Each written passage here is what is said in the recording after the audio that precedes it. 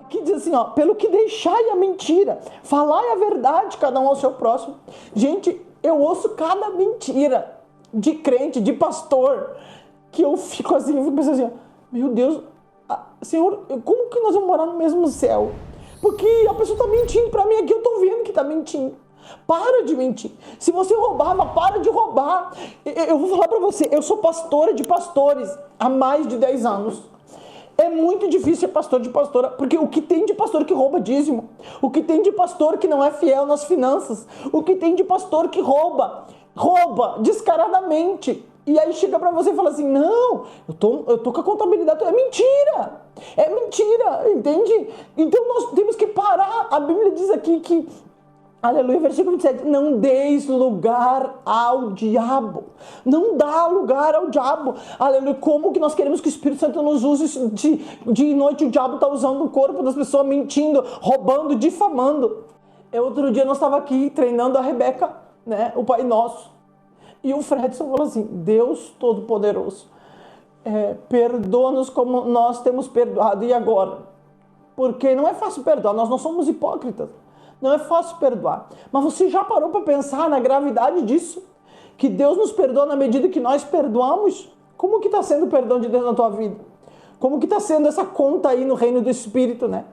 Eu falo na moeda do reino. Já pensou se Deus descesse uma tela aqui agora e falasse, vamos puxar a contabilidade do João, do Pedro, da Maria, vamos puxar a contabilidade do céu deles, vamos ver aqui o quanto eles têm sido achados em falta. A mesma coisa aqui, vamos descer uma tela aqui, vamos puxar a contabilidade do perdão, quanto Deus tem te perdoado e quanto você tem perdoado os outros. Então vamos recapitular aqui.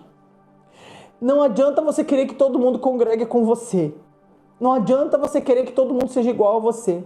Existe peixe de água fria, peixe de água quente, peixe de água doce, peixe de água salgada. Existe peixe de água suja, irmão. Não adianta nós querer limpar a água da igreja dos outros. Não adianta nós querer fazer isso. Não adianta nós querer fazer isso. Por quê, pastora? Porque tem peixe que só vai sobreviver no meio dessa sujeira. Pastora, mas e o céu? A Bíblia diz que é o Senhor que separa o joio do trigo, não sou eu e você. Você entende que toda vez que eu e você queremos separar o joio do trigo, nós estamos nos colocando no lugar de Deus? Deixa que o Senhor, Ele vai separar o joio do trigo. E eu quero deixar aqui, né, para vocês um código apostólico profético, amém? O código apostólico profético é o seguinte: unidade é uma responsabilidade de todo cristão e deve ser buscada seriamente. Vamos de novo. A unidade do corpo de Cristo é uma responsabilidade de todos, não é só do pastor. Não é o pastor que tem que pegar a ovelha que brigou com a ovelha, botar elas junto, não é assim. A responsabilidade da unidade de cada um de nós. Ou seja, aleluia, eu e você temos a responsabilidade. O meu irmão pecou, ajuda ele a se levantar. O meu irmão pecou, aleluia, ajuda ele a encontrar a verdade. O meu irmão caiu, ajuda ele a levantar. O meu irmão errou, vai ter com ele. Sabe, eu sempre digo o seguinte, aleluia, eu digo o seguinte para os meus filhos espirituais. Quando eles vêm falar alguma coisa de alguém, eu falo assim, você já falou com a pessoa? Porque a Bíblia diz assim, se eu tenho alguma coisa contra alguém, eu tenho que ter com a pessoa. Não adiantou, eu vou ter com a pessoa de novo, levo uma testemunha. A Bíblia diz isso. Não adiantou, então, aleluia, se for um pastor, leva essa pessoa para frente da igreja. Não adiantou, larga na mão de Satanás. Está na Bíblia.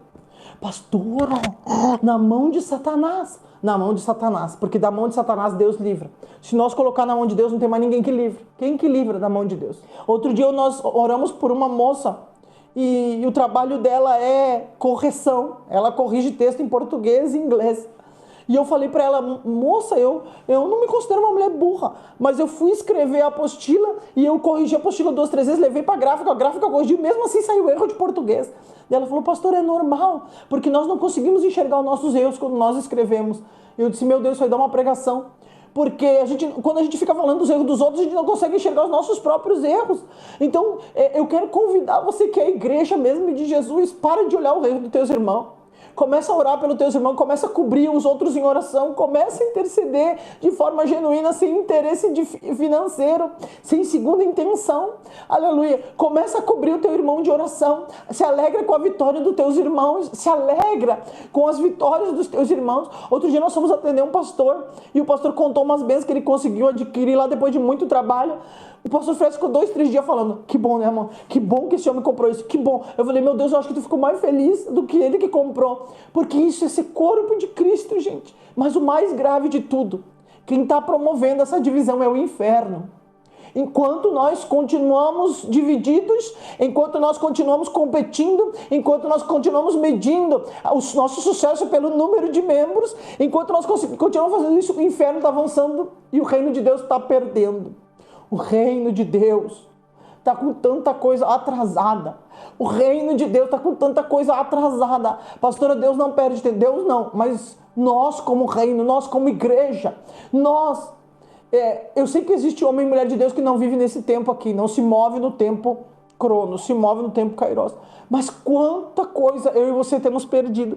Quanta coisa eu e você está atrasado na nossa vida por causa da autopiedade, por causa do desperdício, por causa da falsa humildade, por causa da mentira, por causa da soberba, por causa da difamação. Quanta coisa está atrasada, meus filhos.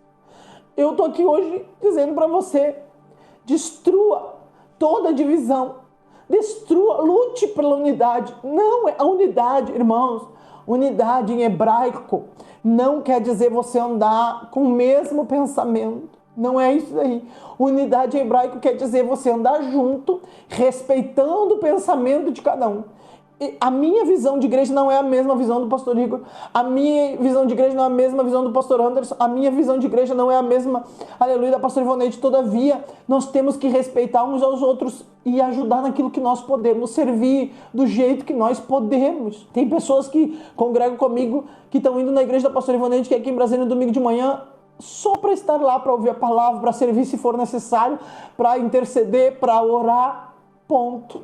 Unidade não quer dizer que você tem que pensar igual o outro. Unidade quer dizer que você tem que andar junto, sem desrespeitar, sem difamar, sem descobrir, respeitando, orando, intercedendo, irmãos. Tem que entender que tem peixe que não vai congregar na tua igreja. Tem alma que não pode ficar lá porque senão vai morrer.